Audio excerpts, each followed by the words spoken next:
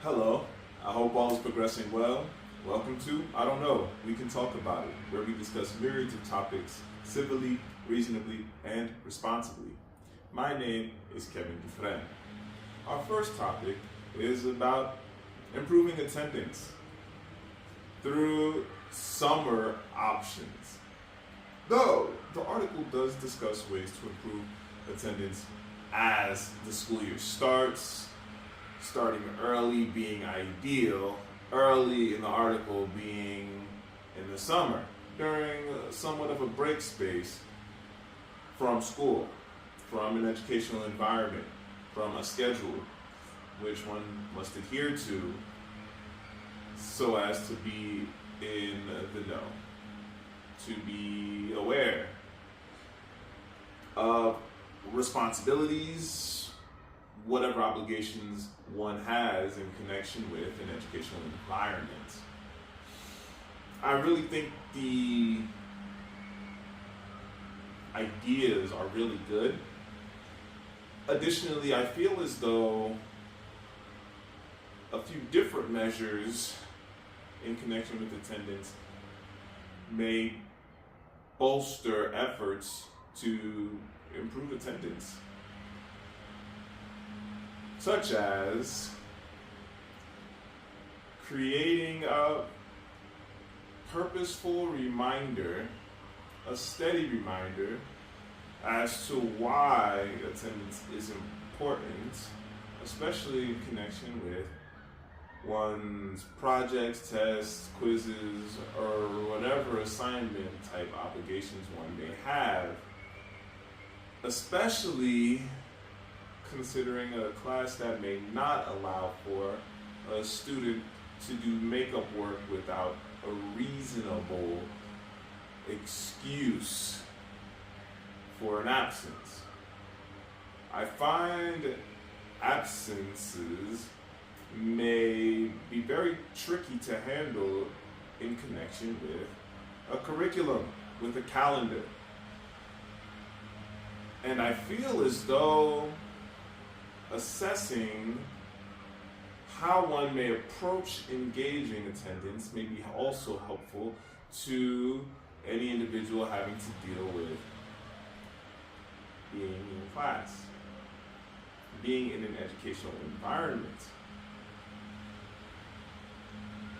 I feel as though if any family or student knows well ahead of time of a schedule that may affect one's attendance, all of that communication needs to happen with a teacher, with administration, so that pre-measures can be set for one that may be absent. This might be very familiar to a student athlete or an individual that has activities external to an educational environment, ensuring that one is in touch with one's education, with one's obligations in connection with an educational environment, as well as attending to one's other need and or needs. I feel as though in school, for me, always having to bring in a note from a doctor or having a note acknowledging a reason for an absence with a parent's signature or a guardian's signature is very ideal for ensuring one attends school. Being late is very different than being absent. And I feel as though, in my experience, when an individual must work with an adult to get a ride to school or use public transportation, better to be late than to be absent.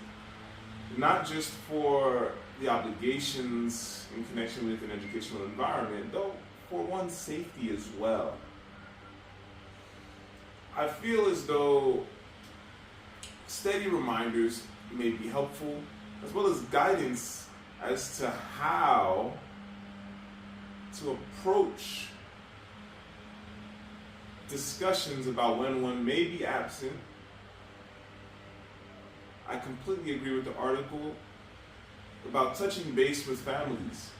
I really feel that a parent's signature is an indication of a parent signing off on a student's safety, as well as a clear understanding that a student is in such a situation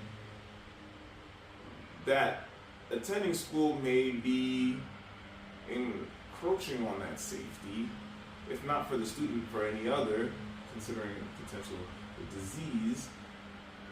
And I feel as though a parent's awareness, a guardian's awareness is so helpful, especially in connection with an educational environment. Of course, in modernity, is a signature necessary when a parent or guardian may call into a school? Not necessarily. Though, to have a record, especially for any educational environment that includes attendance as a part of one's grade, to have a record of such signatures of absenteeism helps with the conversation with the family, especially if the absenteeism is affecting grades, if a behavioral situation arises. An educational environment may better assess relationships between a parent, a guardian, and a student, a child, a teenager, a human being. Being able to navigate such relationships may be very, very helpful to bring about a different approach, not just for the individual family, though for what may be branching in an educational environment from that particular experience. Absenteeism affects a lot of individuals in myriad ways. And presence is important. Not just for a grade, though, because a conversation may be ensuing, because being a part of the community is important. Even if one must walk to school, take public transportation, it's really important for one to be a part of the community. And the connection that one may have with understanding, presence in an educational environment, presence in general, versus absenteeism, being absent from the environment, will grow. And it's so important for one to continue to progressively understand. Even if one is not the most active student, one may truly benefit from being present in school. And I find the growths that are possible simply from being present become more apparent as months go on, as different opportunities for relationship building happen. Which brings us to our next topic, about behavior in a classroom. Is sending a student outside of the classroom enough? Punitive justice versus restorative justice. I'm on the side of restorative justice. I believe in understanding the well-rounding elements of a human being so as to bring about more good, more understanding for an individual progressing through any environment, though particularly to an educational environment. I find punitive justice integrates with the learning process that a student may not benefit from. a teacher may benefit momentarily. Whereas restorative justice, though a long-term process may ensue from an initial point of restorative justice, is quite effective in ensuring an individual understands the balances at work within any environment, though particular to an educational environment. A student may recognize presently what is at hand, though what is in connection presently in the future may benefit one. At times, restorative justice helps ease what anyone else might have to deal with of a particular student, as well as allows for one to build a relationship with a student. The teacher responsible for a class has a lot of students, a lot of lives to attend. Being able to work with an individual to understand what parameters one might be working with, especially without a teacher, may be very helpful.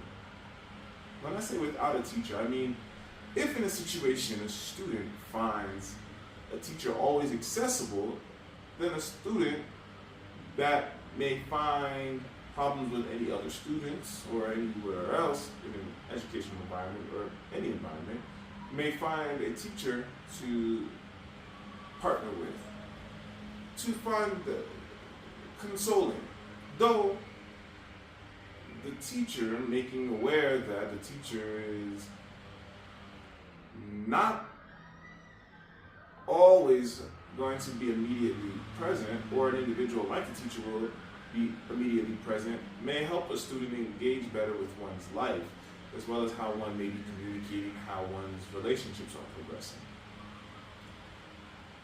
On the other side of restorative justice and punitive justice, the opportunities to build relationships outside of a home are quite important, though always important when in connection with what is still beyond the home outside of an educational environment.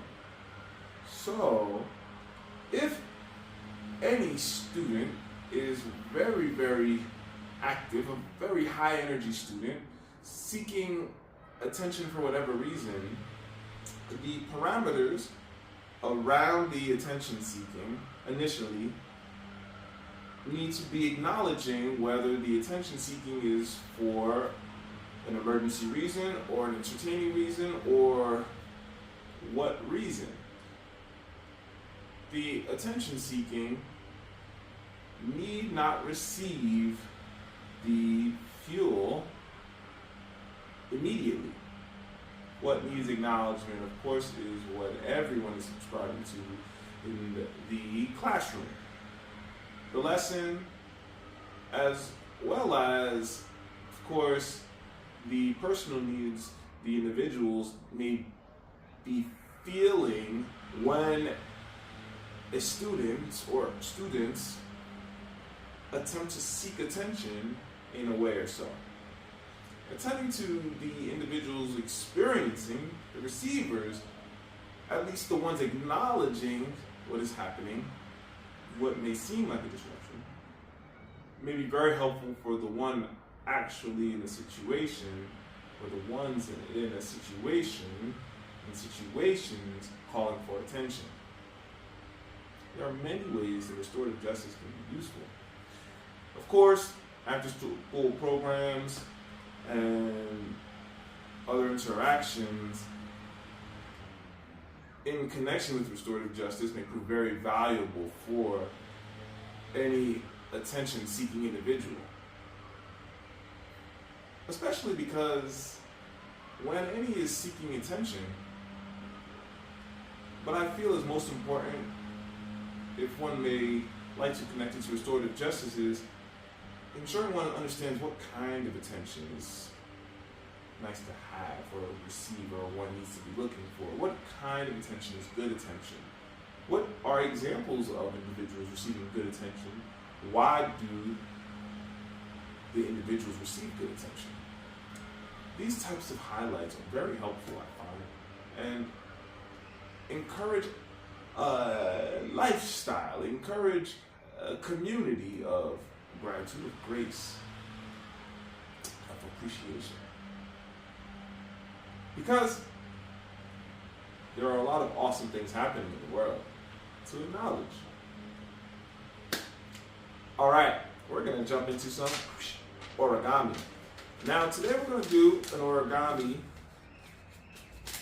finger puppet, though I want to touch base on a little twist of this origami finger puppet. So first we're going to make a square on a rectangle. So what I do first is I take the short edge of some long paper or rectangular paper, and I bring it to the long edge of the rectangular paper. I fold the bottom flap up, that's just hanging out there. Try to make it as straight as possible. Flip it, and then once you have your serration, you can just rip it. Now what we're going to do is we're going to open it, we're going to just fold it in half the other way. So we're going point to point. We already have one. So we're going to make another fold. And then have a cross fold, point to point. Next, you can just keep either one. We're just going to fold down now. So you can see I'm folding down. Just going to fold down here. The next step is to make some ears. Here's where a variation is going to happen. In the ears. So first off, we're just going to take this and I'm going to just fold it up. So you see it from the back side, there's a fold up here. You can fold it up to however you want. And I'll just do it again on this side so you can see this fold up here. Right? So here we have this variation, this fold here. Now what we're going to do is we're actually going to fold it down here. Okay? So for this variation, we're looking at the head of this animal. We're going to fold in here on the sides. We're going to fold over here. Now where the variation comes in, again, is all around the ears. So we're going to just fold up here. And the way you can get this puppet flow, you'll see in a little bit.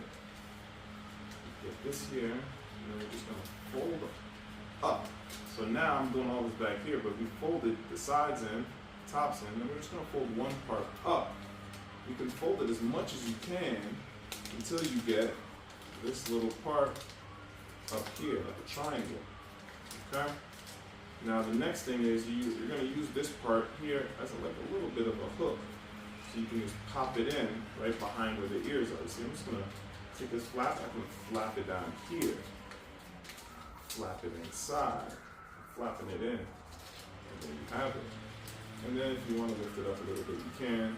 You know, it's origami, so fold the paper. Now the next thing is, you have one flap inside, the other flap, you want it to be out. So here's where you can get a little creative. You see this flap here? Just tuck it in the back. Doesn't have to be crazy. Just tuck it right inside of it. So you have this nice pocket, you can tuck it right inside. Now you're gonna have your nice pocket for your mouth. So now we have something like a little Yoda head. All right, so we got like a little Yoda head. Here's where this variation comes in for using the animal finger puppet.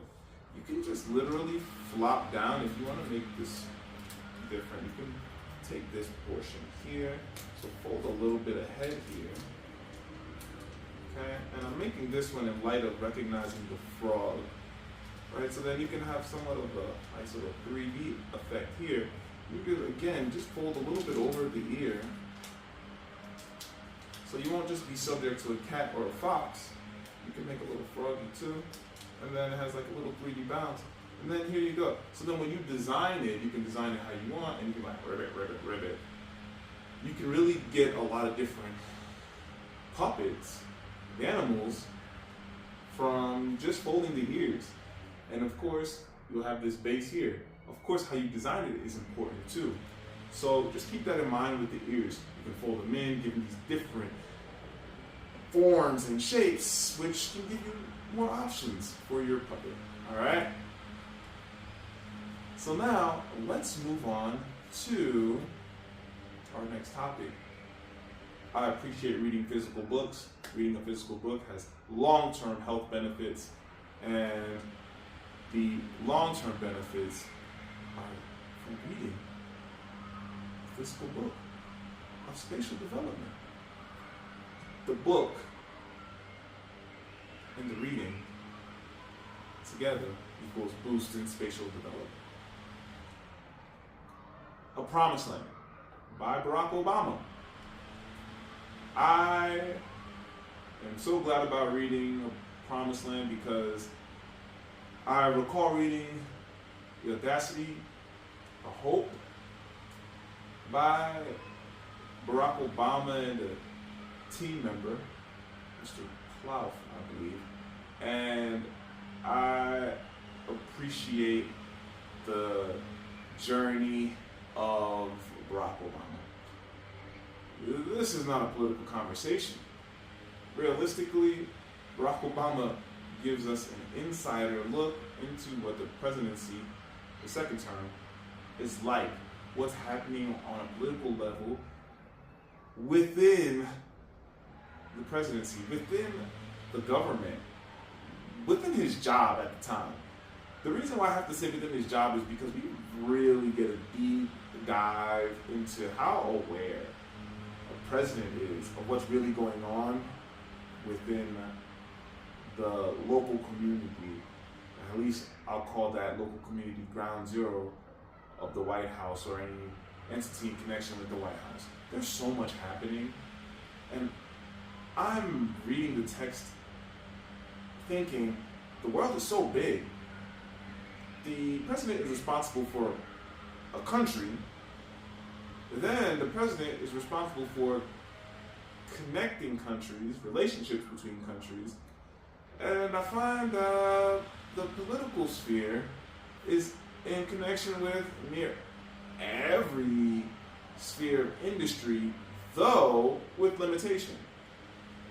And that industries, businesses can really thrive to a different extent, though have limitations, in a way that may be appealing to what happens with policy, to what happens with relationships within a country. Though the conversations politically are vast and have so many different connections and tiers depending on relationships, not only within the nation's government, the nation's infrastructure at large, though as well as for another country. Multiply that by all the countries that a president has a relationship with or is attempting to build a potential relationship with. And I appreciate the perspective of family that President Barack Obama shares. His family is really into his life, and he reflects that well in this book, A Promised Land. If you're familiar with any of Michelle Obama's books, then you'll find a lot of correlations when reading through the text. And I find the relationship sweet. I think it's awesome. And I'm just glad about being more aware of Barack Obama's presidency, because I just recall not being so aware politically of much of anything going through college and coming through high school, because my attention is elsewhere.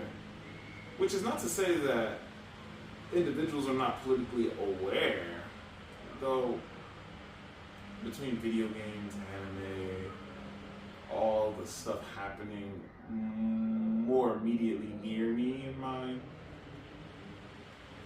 the political resonances aren't really there.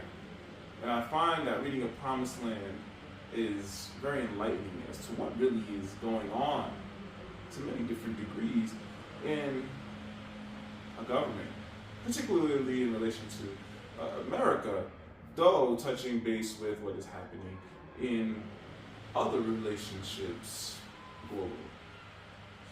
I like the text, I like the font as well, and I think if anyone is into learning more of what's happening politically, reading a book of the sort might be beneficial, especially if one has an interest in understanding how communication works as well in a government situation like the White House. Thanks for joining another episode of I Don't Know. We can talk about it. Onward and Upward, Dufresne.